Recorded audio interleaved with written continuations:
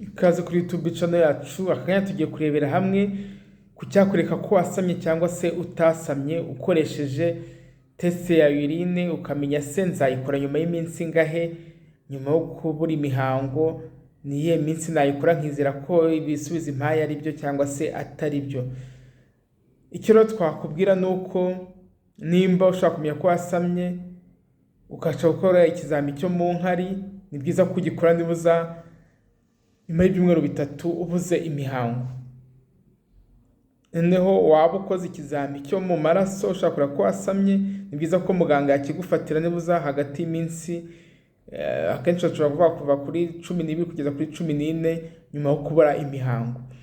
Impamvu twibanda mu kubura imihango nuko kubura imihango ari cyo kimenyetso cya mbere cy'uko umuntu nyine yasamye.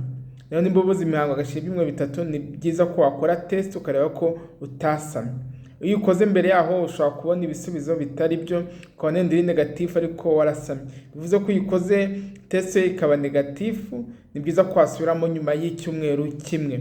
Murakoze cyane rero, nizeye ko iyi video ibafashije kugira ngo mumenye igihe mushobora kuba mwakora test igihe mukeka ko mwasamye, bityo mukabona ibisubizo byizewe. Murakoze, mwari kumwe na Dr. Gasangwa Patrick. Bye bye, ciao ciao.